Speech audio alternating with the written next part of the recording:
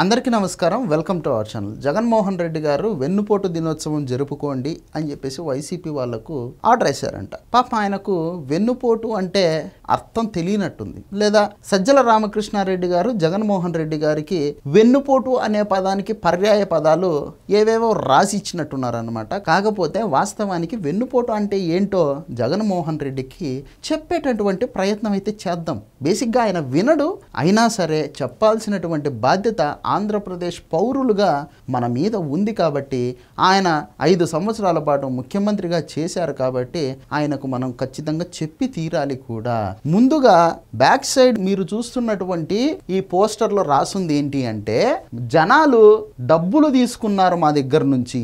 అంటే 5 సంవత్సరాలు కుర్చీలో కూర్చొని బటన్లు నొక్కా అని చెప్పేసి ఆయన గారు మాట్లాడుతూ ఉన్నారు కదా. ఆ బటన్లు నొక్కడం ద్వారా డీబీటీ పథకాలు ఉన్నాయి కదా, నేరుగా ప్రజల అకౌంట్లకి డబ్బులు పోయినాయి. అంటే జనాలు మా ప్రభుత్వం నుంచి డబ్బులు తీసుకున్నారు కానీ చంద్రబాబును గెలిపించారు. ఇదే మాటనే గత 7-8 ప్రెస్ మీట్లుగా జగన్మోహన్ రెడ్డి గారు పదే మాట్లాడుతూ ఉన్నారంటే, నేను సీఎం సీట్లో కూర్చొని నొక్కినటువంటి బటన్ల ద్వారా జనాల అకౌంట్లకి డబ్బులు పడినాయి, వాళ్ళు ఆ డబ్బులన్నీ తీసుకున్నారు కానీ నాకు మాత్రం ఓట్లు వేయలేదు, చంద్రబాబుకే ఓట్లు వేశారు. అంటే జనాలు నాకు వెన్నుపోటు పొడిచారు అని చెప్పేసి ఆయన గారి ఉద్దేశము. అదే మన మీద రుద్దేటటువంటి ప్రయత్నం చేస్తూ వస్తూ ఉన్నాడు అనమాట. కానీ జగన్మోహన్ రెడ్డి గారికి తెలియంది ఏంటి అంటే, 67 లక్షల మందికి డీబీటీ పథకాల ద్వారా తమరు బటన్లు నొక్కి డైరెక్టుగా అకౌంట్లలోకి డబ్బులు జమ చేసి దాదాపు 6 కోట్ల మందిని నానా హింసలు పెట్టారు. 67 లక్షల మంది కోసం అని చెప్పేసి 6 కోట్ల మంది ప్రజల్ని హింసలు పెట్టినటువంటి హింసించే రాజు జగన్ కేసి అలియాస్ పులికేసి.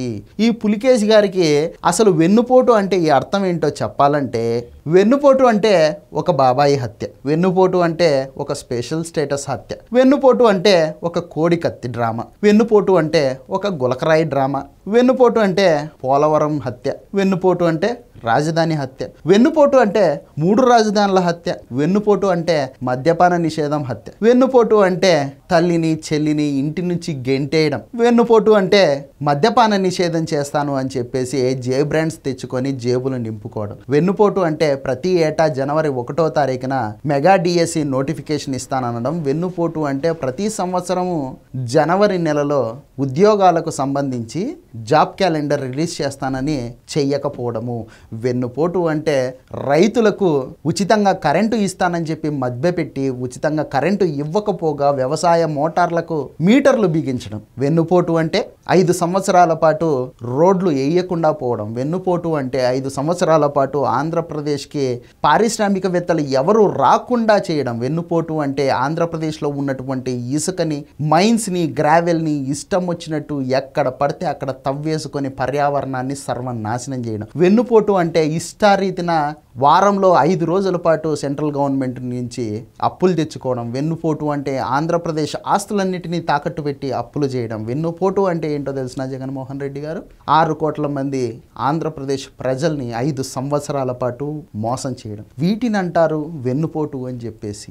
ఇన్ని వెన్నుపోట్లు మీరు ప్రజలకు పొడిచారు కాబట్టే 2024 జూన్ 4వ తారీఖున మీకు పెద్ద పోటు పడింది. కనీసం ప్రతిపక్ష హోదా వచ్చేటటువంటి ఛాన్స్ కూడా లేకుండా పోయింది.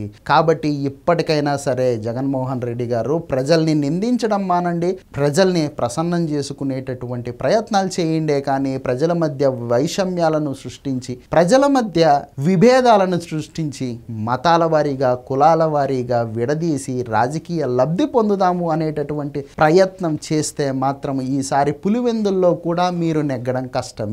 ఎందుకంటే ప్రజలు మీ బండవాళం తెలుసుకున్నారు, వాళ్ళు ఇంకా మిమ్మల్ని విశ్వసించేటటువంటి అవకాశమే లేదు. కాబట్టి సజ్జల రామకృష్ణారెడ్డి ఏదో రాసిచ్చినాడు కదా అని చెప్పేసి వెన్నుపోటుకు వేరే అర్థాలు మీరు తీసుకొని దాన్ని జనాల మీద రుద్దేటటువంటి ప్రయత్నం చేస్తే మిమ్మల్ని మీరు మోసం చేసుకున్నట్టు అవుతుందే తప్ప ఇంకొకటి కాదని నేను చెప్తూ ఈ వీడియో నచ్చితే లైక్ చేయండి, సబ్స్క్రైబ్ చేయండి, షేర్ చేయడం మాత్రం మర్చిపోవద్దు. Thank you.